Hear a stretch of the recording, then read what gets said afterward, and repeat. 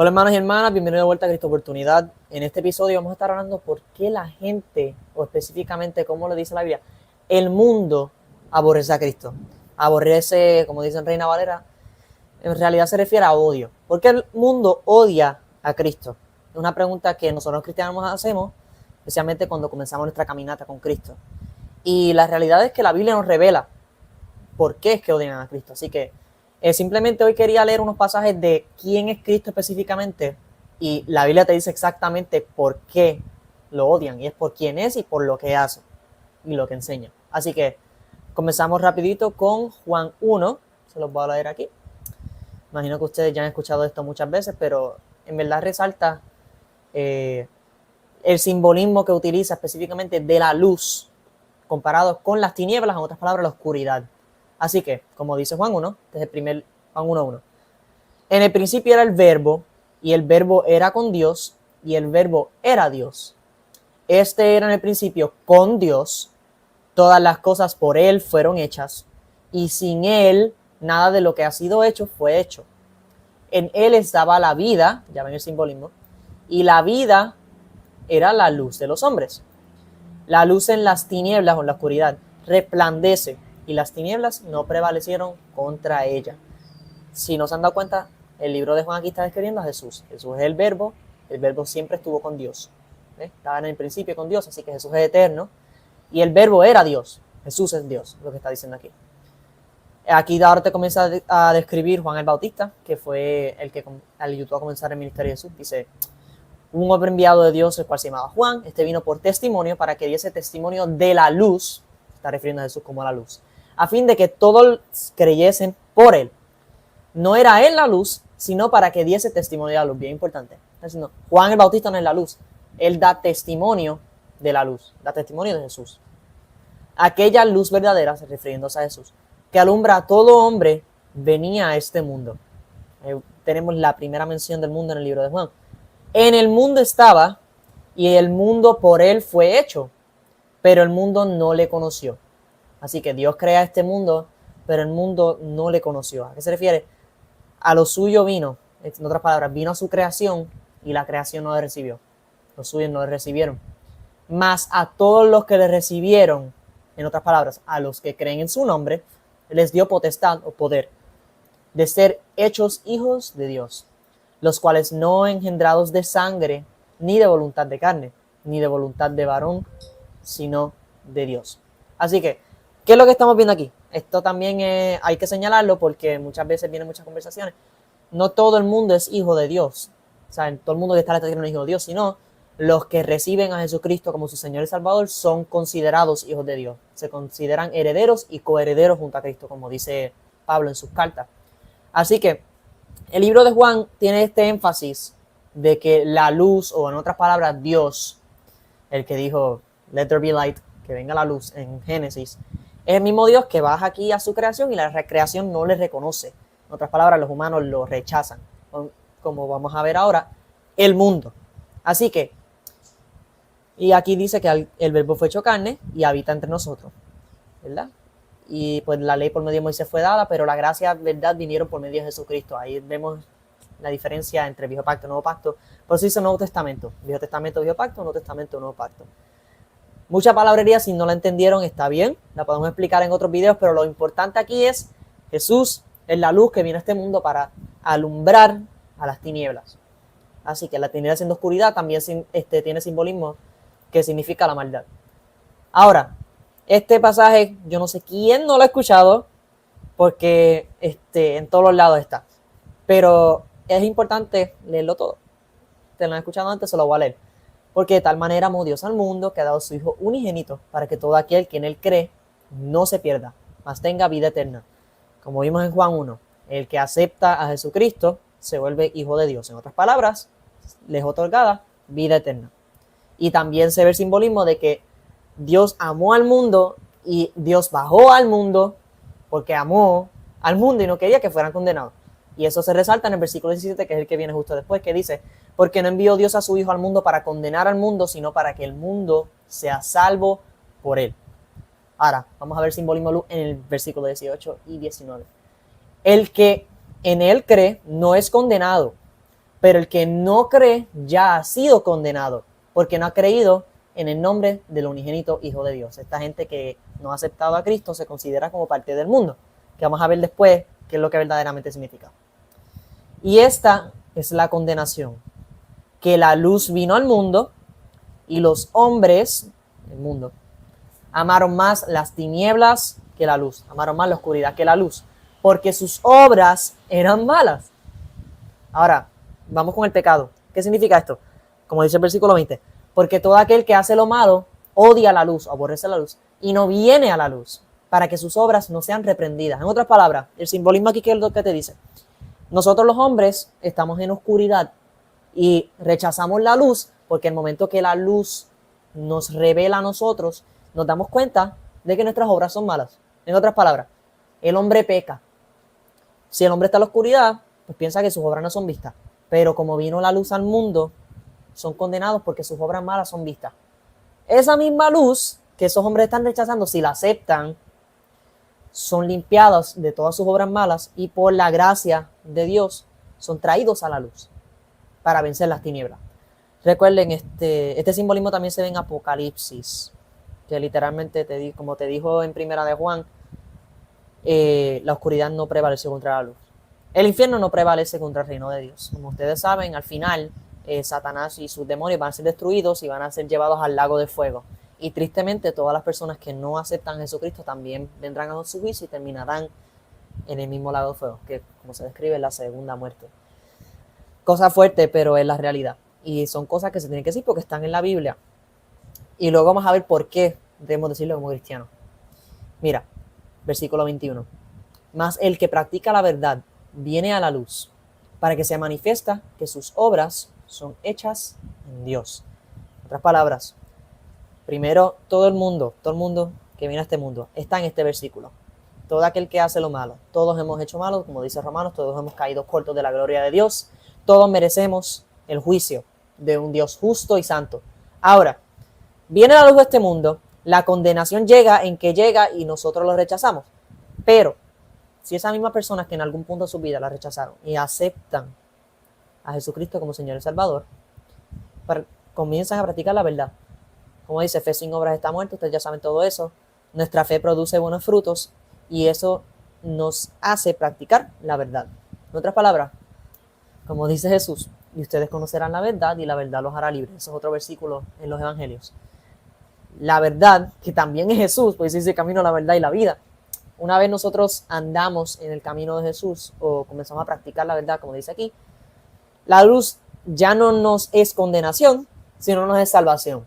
Así que el mismo Dios que va a condenar todo el pecado cuando llegue la hora, es el mismo Dios que vino a esta tierra y nos vino a salvar de esa condenación. Así que toda esta connotación de obra salvífica está en toda la Biblia, todo el simbolismo del Viejo Testamento, de los corderos, el sacrificio de cordero, la historia de Abraham es una cosa brutal, yo voy a hacer un video de eso, pero si miras todo por ese lente, te das cuenta que, como decía Jesús, era una sombra de él. Todo señala a Jesús. Vemos hasta, como les dije ahorita en el libro Apocalipsis, así es que termina en el versículo 22. Les voy a leer el versículo relevante que yo creo que es este. Bueno, le voy a leer el 22, lo que está aquí. Después me mostró un río limpio de agua de vida, resplandeciente como cristal, que salía del trono de Dios y del Cordero. En medio, el Cordero es Cristo también. En medio de la calle de la ciudad y a uno y otro lado del río estaba el árbol de la vida, el de Génesis, correcto, que produce 12 frutos, dando cada mes su fruto. Y las hojas del árbol eran para la sanidad de las naciones. Y no habrá más maldición. Y el trono de Dios y del Cordero estará en ella, y sus siervos le servirán. Y verán su rostro, y su nombre estarán en sus frentes. No habrá allí más noche, está hablando de Nueva Jerusalén, ya cuando se acabe el mundo literal, estemos después de juicio y todas esas cosas, y del Apocalipsis, del final.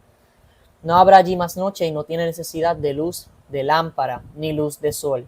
Así que ya no necesitamos lámpara, no necesitamos la bombilla que yo tengo aquí. ¿Por qué? Porque Dios el Señor los iluminará y reinarán por los siglos de los siglos.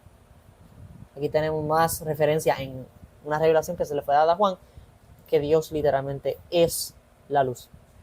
Así que el mundo, cuando se refiere al mundo, ¿qué es lo que se refiere?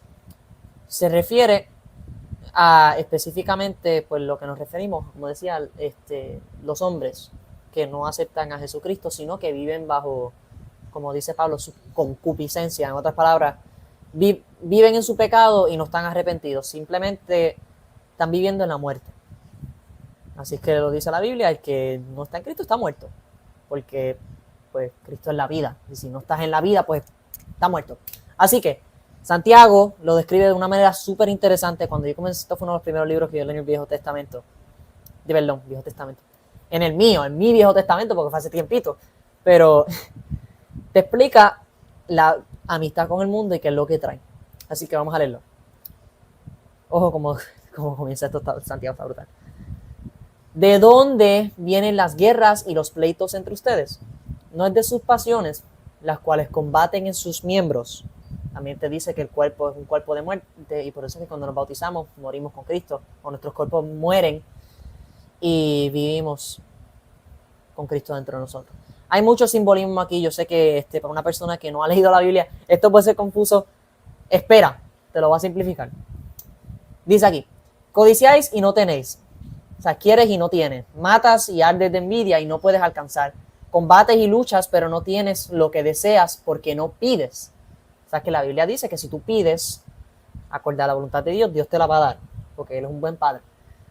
Entonces, aquí te dicen, ¿por qué no estás consiguiendo las cosas? Porque lo estás haciendo a mano fuerte. Tú quieres hacerlo con tu propia voluntad y peleas y luchas y matas y envidias y no llegas a Él. ¿Por qué? Porque no estás pidiendo. Entonces, mira lo que dice después.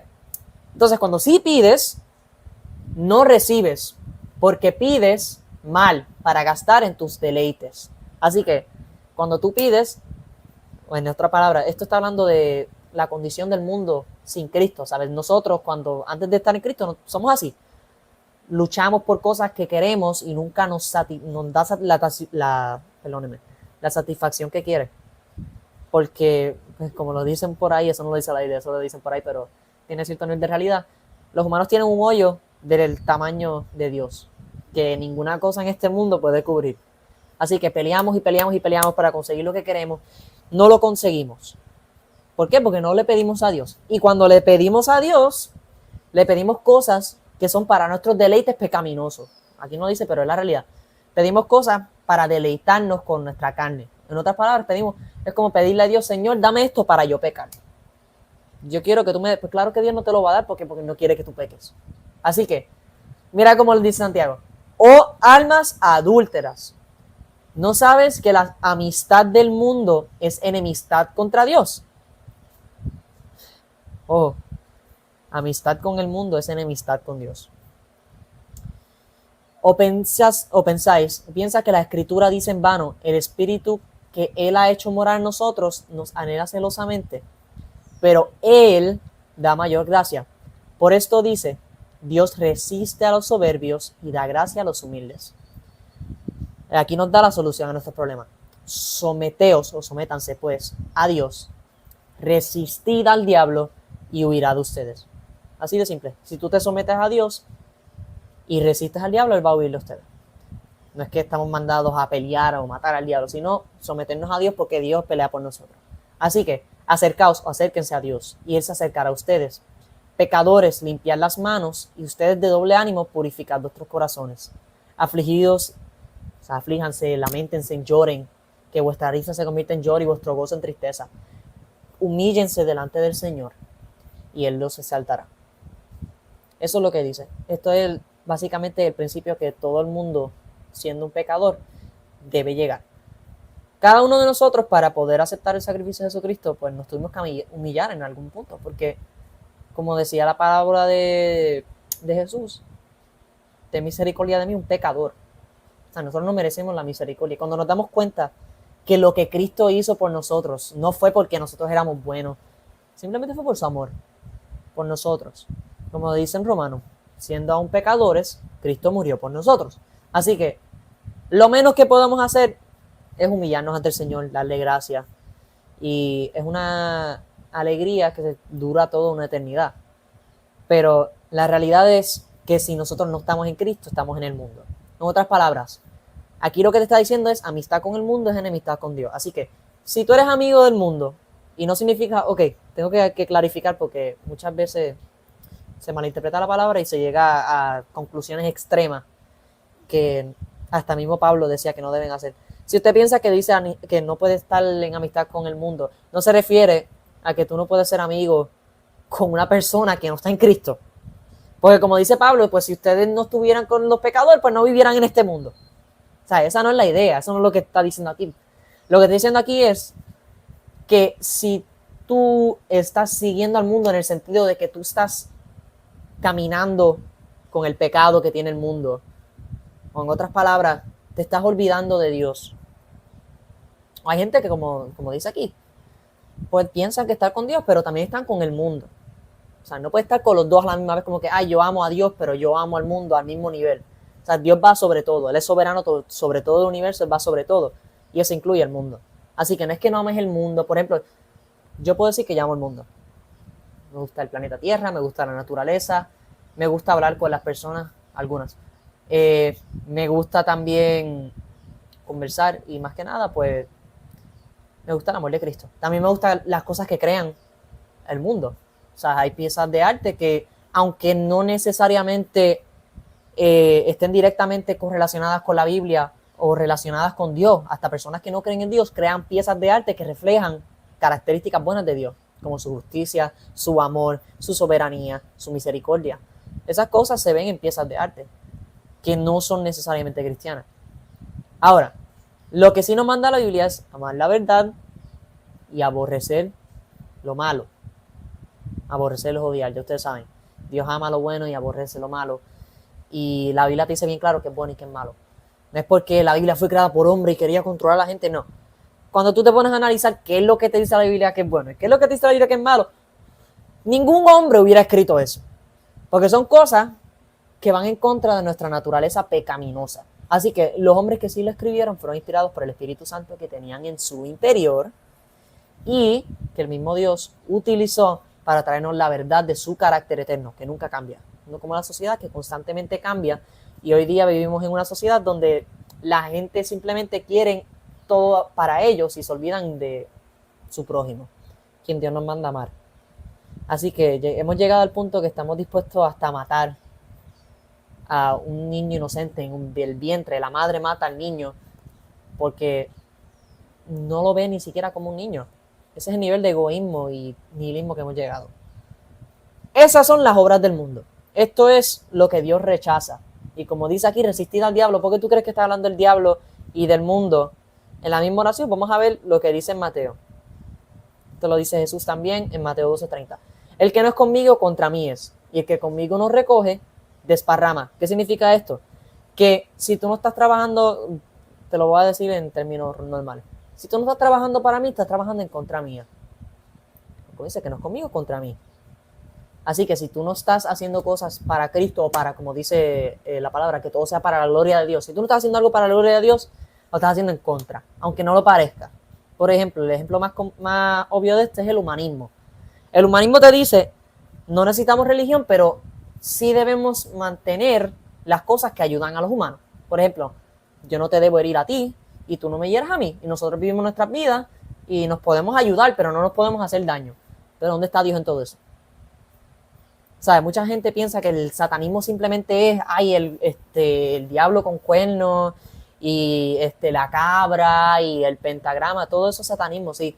Pero ¿no te has puesto a pensar que tal vez el darwinismo social es un nivel de satanismo? Y oye, espérate, no lo cojas como conspiración, sino ponlo así. Si el diablo, vamos a decir hipotéticamente, el diablo tiene control de todo el mundo, y no me refiero a todo el mundo como las personas, sino del sistema del mundo como tal, cómo operan los gobiernos de cierto nivel, porque eso es lo que vamos a ver ahorita, que los pasajes nos confirman eso. El diablo no te va a poner los cuernos y la cola por todos los lados, ni el templo, la sinagoga de Satanás ahí al lado, porque cualquier cristiano o cualquier persona que tal vez estaba de bien la fe ve esa cosa, pues se va a volver, adiantre, esto es verdad, pues yo vuelvo a Dios. El diablo es más inteligente que eso. ¿Ok? Dice que hasta el diablo se aparece como un ángel de luz. ¿Sabes? Cualquier persona que nace en este mundo y no sabe del cristianismo no va a tener ningún problema con el humanismo. Pero es que el diablo no le importa que tú vivas una vida cómoda aquí en la tierra. El diablo lo que quiere es llevarse a todo el mundo con él. Así que podemos vivir en una sociedad como, qué sé yo, como estamos viendo ahora en Europa o en Francia, que está ocurriendo todas estas cosas, donde todo el mundo vive feliz, tienen dinero, tienen trabajo sólido, tienen buena comida, terminan teniendo una familia, gente que no quiere ni familia, también viven sus vidas como les da la gana y mueren. ¿Qué pasa después? El diablo ganó. El diablo ganó. No conocieron la verdad. La única cosa que los podía salvar del infierno que nos toca a cada uno de nosotros, Cristo, el sacrificio por toda la humanidad. No le dieron ojo, o si le dieron ojo lo pudieron ver, lo echaron hacia el lado a favor de este mundo. Como dice, mira, este quote es de Jesús y no recuerdo el pasaje, se lo puedo buscar rapidito, pero se lo puedo decir de memoria, lo pueden buscar en línea, les va a salir la soltar. Y dice así: ¿de qué vale que un hombre gane el mundo entero y pierda su alma? Jesús se puso las tácticas del diablo así de simple. ¿De qué vale que tú te ganes el mundo entero y todas las cosas que tiene de ofrecer para ti y pierdas tu alma? ¿Por qué? Porque el principado del aire, como vamos a ver ahorita, el diablo, ha sido dado control de este mundo, el príncipe del mundo. En otras palabras, cuando vemos las tentaciones de Jesús, el diablo le ofreció a Jesús el mundo, si se arrodillaba ante él.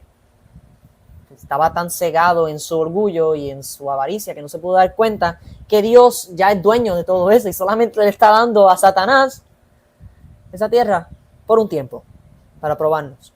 Así que me puse bien teológico aquí, perdónenme, yo sé que la realidad es, como vamos a ver aquí, estos son 5 versículos, pero hay muchos más, que dice que Satanás es el príncipe de este mundo. En otras palabras, el dueño, así que le ponen, o el Dios, así le dicen Corintios, el Dios de este mundo, aquí, se lo voy a leer. Juan 12:31 dice: ya está aquí el juicio de este mundo, ya está aquí.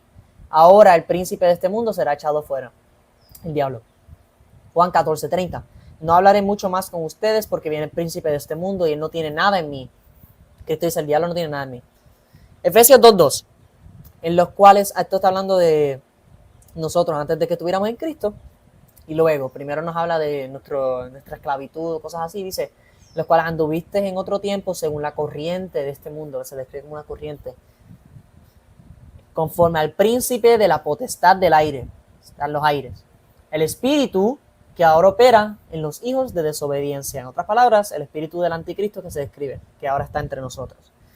El espíritu, en otras palabras, el espíritu que mora en los no creyentes que rechaza a Cristo, simplemente porque puede ser ignorancia, puede ser, como dice la Biblia, porque todo el mundo tiene cierto nivel de revelación y lo rechazan para estar en su pecado. Que cuando tú le dices eso a un no creyente, obviamente no te va a creer. No quiere estar en su pecado. Y no necesariamente es el caso siempre. Yo sé que mucha gente no quiere estar en su pecado, pero simplemente tienen alguna cosa o en el pasado o una malinterpretación del cristianismo que los cega de ver no ver sino la maldad del ser humano hasta en el mismo cristianismo, sino a Cristo, el que no tuvo pecado. Juan 16:11 dice: y de juicio porque el príncipe de este mundo ha sido juzgado, como decía en Apocalipsis. Satanás ha sido juzgado. Y como dice en 2 Corintios 4:4, en los cuales el Dios de este mundo ha cegado el entendimiento de los incrédulos para que no vean el resplandor del evangelio de la gloria de Dios, que es la imagen de Dios. Esto es lo que dice la Biblia. Vamos a Juan 15. Yo quería terminar leyéndole esto. Este es Juan 15, del 18 en adelante. Esto fue lo que le dijo Jesús a los discípulos.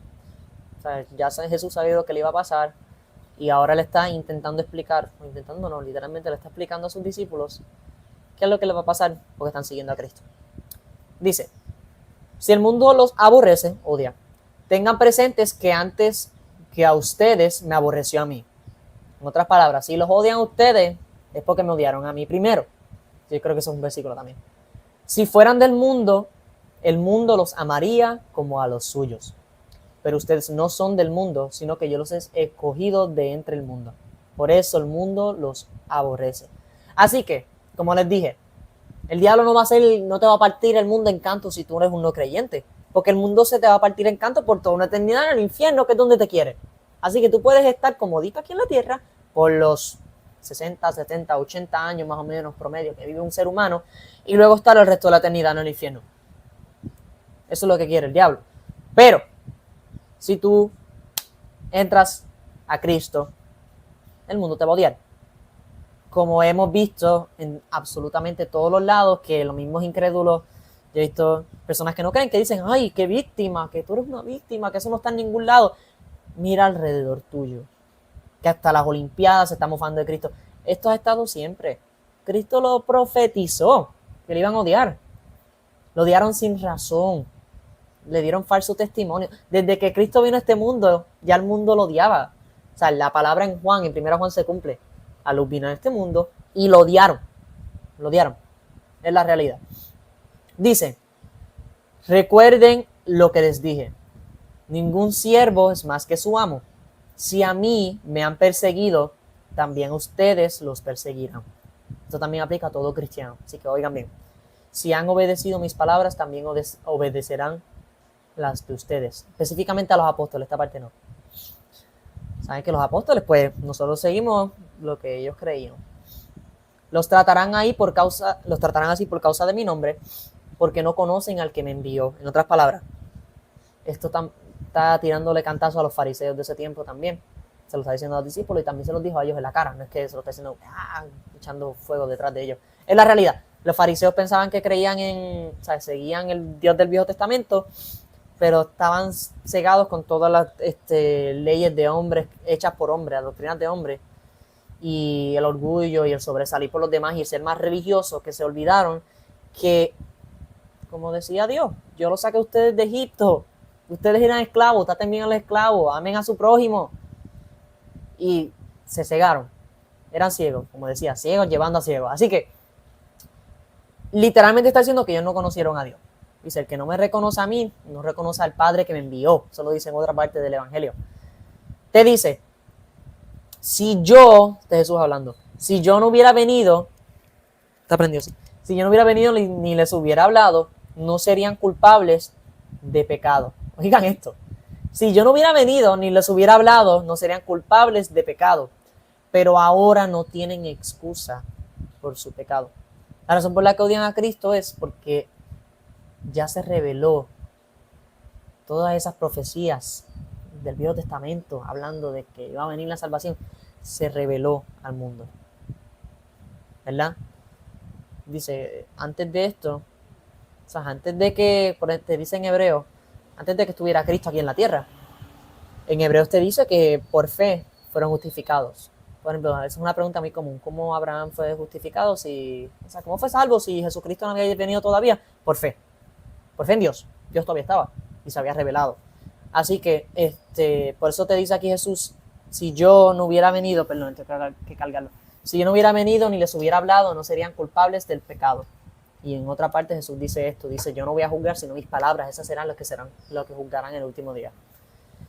Dice, si yo no hubiera venido ni les hubiera hablado, no serían culpables del pecado, pero ahora ya no tienen excusa por su pecado. El que me aborrece a mí, también aborrece a mi Padre. Que aborrece a Jesús, aborrece a Dios, el Padre. Los musulmanes pues tienen que entender eso. Por eso hay que explicarle, si tú niegas la divinidad de Dios, pues estás negando a Dios. Si yo no hubiera hecho entre ellos las obras que ningún otro antes ha realizado, no serían culpables del pecado. También señalando que la manera que se reveló Dios fue por las señales. Pero ahora las han visto y sin embargo a mí y a mi Padre nos han aborrecido. Pero esto sucede para que se cumpla, otra profecía, lo que está escrito en la ley de Moisés. Me odiaron sin motivo. Y aquí les habla del Espíritu Santo. O sea, vale, repito. Cuando vea el Consolador que yo les enviaré de parte del Padre, el Espíritu de verdad que procede del Padre, Él testificará acerca de mí. Y también ustedes darán testimonio porque han estado conmigo desde el principio. Todo esto les he dicho para que no flaquee su fe. Los expulsarán de las sinagogas y llegará el día en que cualquiera que los mate pensará que está prestando un servicio a Dios.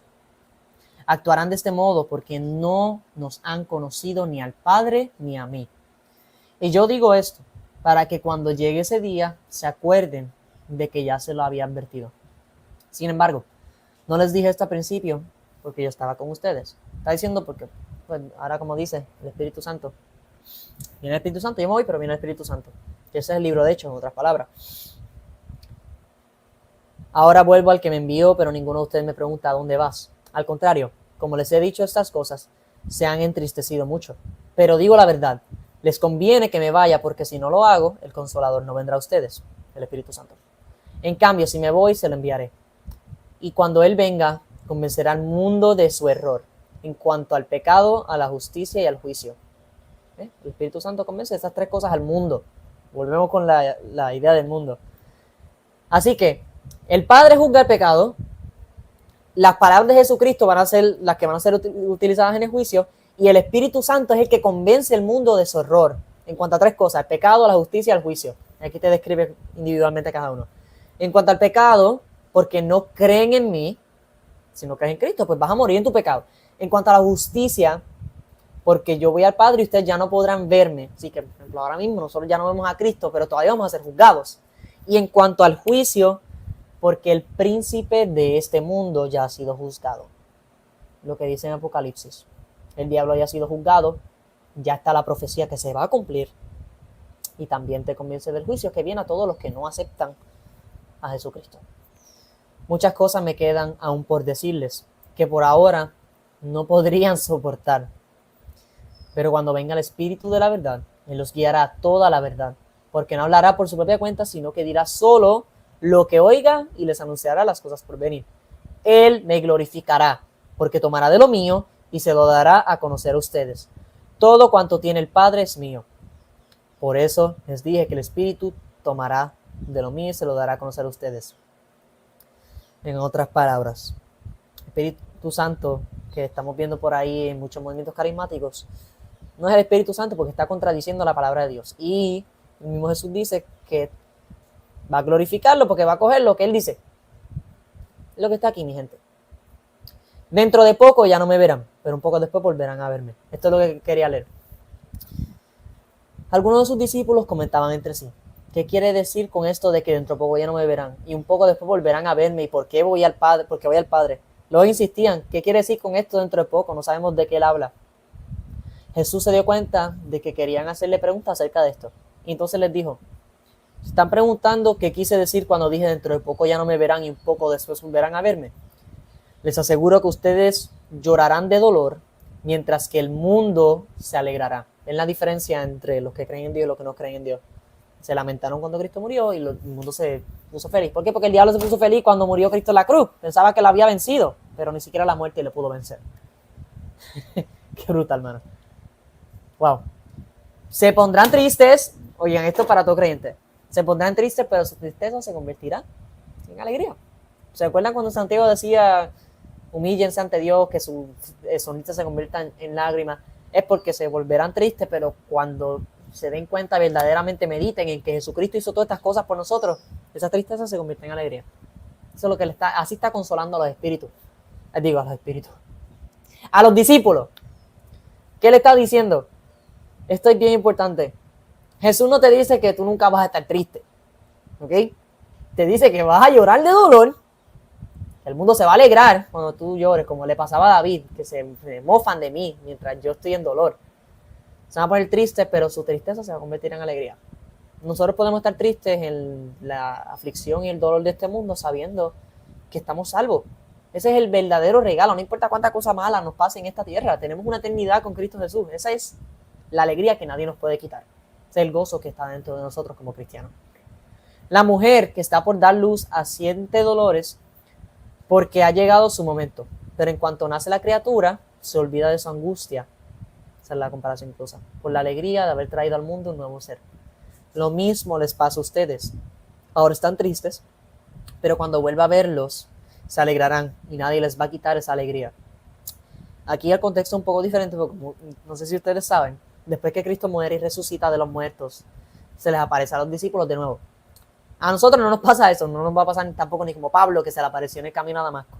Pero también tenemos esta esperanza de cierta manera, porque vamos a estar tristes en esta vida, pero también podemos estar felices sabiendo que cuando nosotros ya no estemos en esta tierra, en este mundo, como dice, este mundo que nos odia y que se mofa de nuestro Dios, no nos pueden quitar esa alegría porque sabemos que algún día estaremos cara a cara a Dios, como decía en Apocalipsis. Él va a ser la luz. Eso está brutal. En aquel día ya no me pedirán nada. Les aseguro que mi Padre les dará todo lo que pidan en mi nombre. Hasta ahora no han pedido nada en mi nombre. Pidan y recibirán para que su alegría sea completa. ¿Ven la comparación con Santiago? Pidan y recibirán. Les he dicho todo esto por medio de comparaciones, pero viene la hora en que ya no les hablaré así, sino que les hablaré claramente acerca del Padre. En aquel día pedirán en mi nombre, y no digo que voy a rogar por ustedes al Padre, ya que el Padre mismo los ama, porque me han amado y han creído que yo he venido de parte de Dios. Salí del Padre y vine al mundo. Esto es Dios hablando también, oiga. Ahora dejo de nuevo el mundo y vuelvo al Padre. Hablando, viene a hacer su obra redentora y vuelve a la mano derecha del Padre. Ahora, si estás hablando directamente, sin vueltas ni rodeos, dijeron sus discípulos, ya podemos ver que sabes todas las cosas. Ni siquiera necesitas que nadie te haga preguntas. Por esto, creemos que saliste de Dios. En otras palabras, tú estás pensando algo y Jesús literalmente te dijo lo que estás pensando sin que tú le dieras nada. Así de brutal era Dios. ¿Ahora creen? Contestó Jesús. Miren que viene la hora, y ya es la hora, en que ustedes serán dispersados. Cada uno se irá a su propia casa, y a mí me dejarán solo. Sin embargo, solo no estoy, porque el Padre está conmigo. También nosotros tenemos esa esperanza. Ustedes nunca están solos, porque Dios siempre está con ustedes. Y les he dicho, con esto quiero terminar. Este es un versículo que nos ayuda a pasar la vida. Yo les he dicho estas cosas para que en mí hallen paz. En el mundo tendréis, como dicen en Reina Valera, estas cosas os he dicho para que en mí tengáis paz. En este mundo tendréis aflicción, pero yo vencí al mundo. No temáis, yo vencí al mundo. Y aquí, como dice en la Nueva Versión Internacional, yo le he dicho estas cosas para que me hallen paz. En este mundo afrontarán aflicción, pero anímense. Yo he vencido al mundo. Y yo creo que con eso terminamos. Nada, les quería dar gracias. Hola, Anita, que me escribiste a las 3:44. ¿Y qué hora es? ¡Oh! Son las 4. Gracias a todos por su ayuda. Y nada, más que nada, gracias a Dios por su palabra y por su verdad. Pronto voy a comenzar la universidad nuevamente. Yo espero poder hacer videos, pero sepan que Dios siempre está con ustedes. Aunque yo no esté aquí, aunque este canal se muera, aunque yo me muera, Dios está con ustedes. Siempre. Y esa es la esperanza que nosotros los cristianos tenemos. Y para una persona que no es cristiana, también tiene ese cierto nivel de seguridad. Si tú no crees en Dios todavía, si no sabes si aceptar a Cristo y esto no te convenció, por favor, lee más palabras. Te lo ruego. La palabra nunca, nunca, nunca, nunca vuelve atrás vacía. Nunca. Dios cumple su propósito por medio de su palabra. Así que, si todavía no estás seguro si Jesús es la realidad, sigue buscando. Sigue buscando. Como dice Mateo 7:7. Toca y la puerta se estará abierta. Así que, nada, gracias a todos. Espero poder seguir haciendo esto, que todo sea la voluntad de Dios. Y yo sé hoy y no sé mañana, pero sí sé que Dios está conmigo. Así que Dios los bendiga y los continúa bendiciendo a todos.